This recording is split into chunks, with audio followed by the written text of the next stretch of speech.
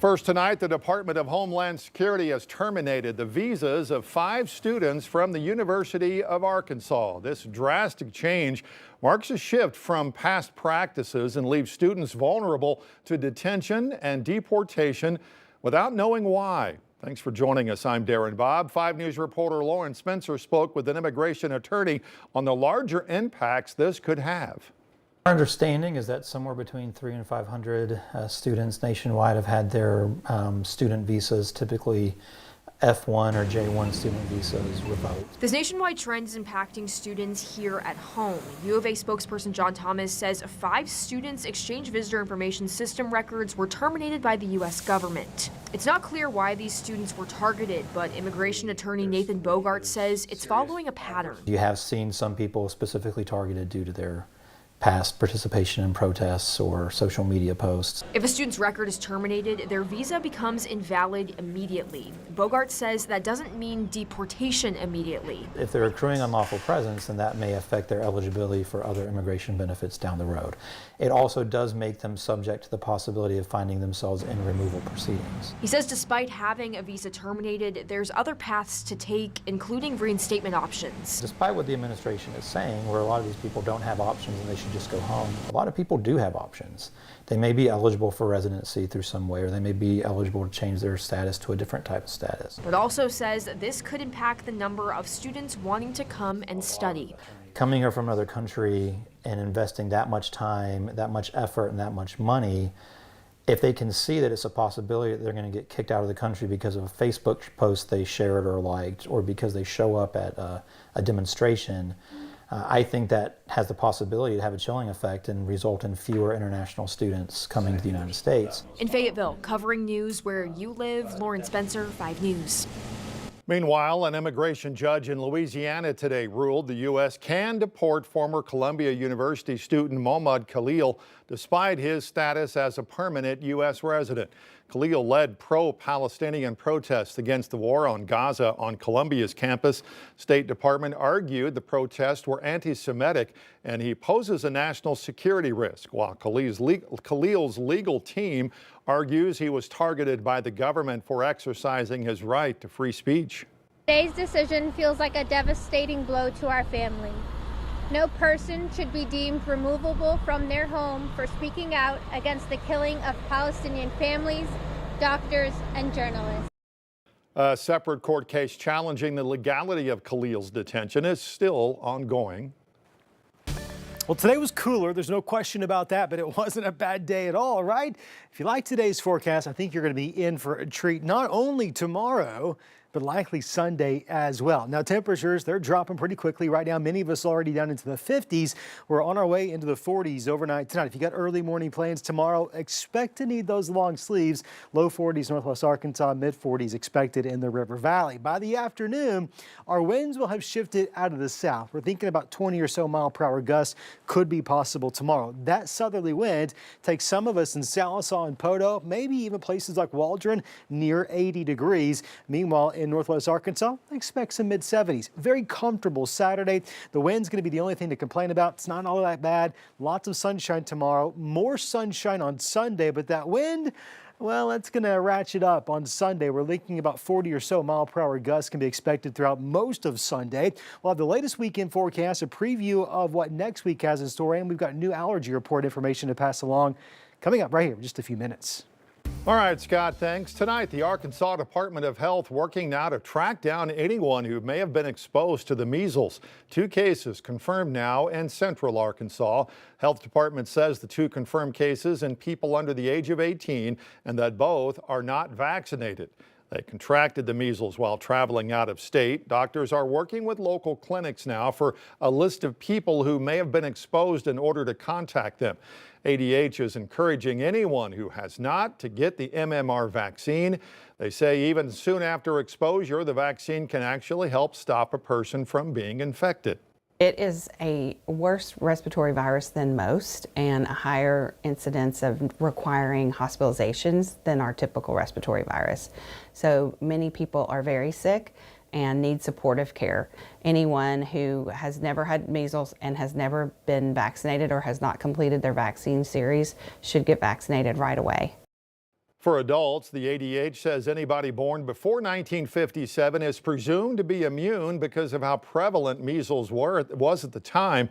But they say anybody can get the vaccine if they haven't already and should speak with their health care provider for additional information. The driver of an SUV has a Greenwood man to thank for saving his life. This after the driver ran off Highway 22 near Charleston this afternoon, ending up in a ditch and on fire. That's when John Owens sprang into action.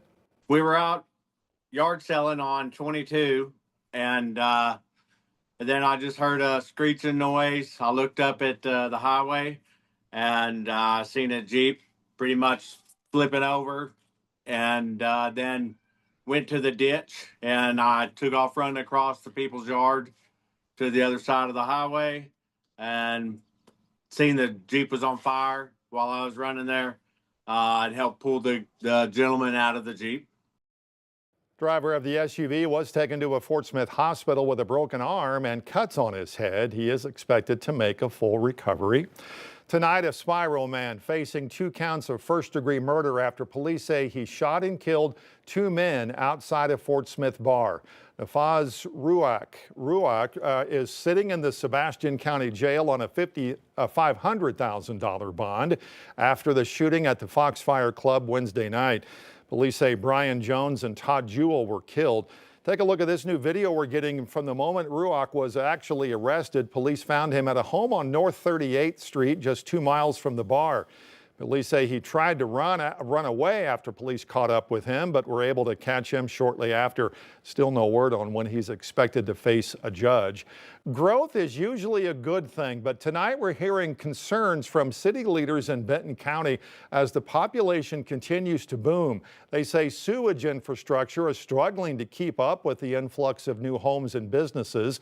Right now, the Decatur treatment plant is over the allowed capacity of 3.8 million gallons a day.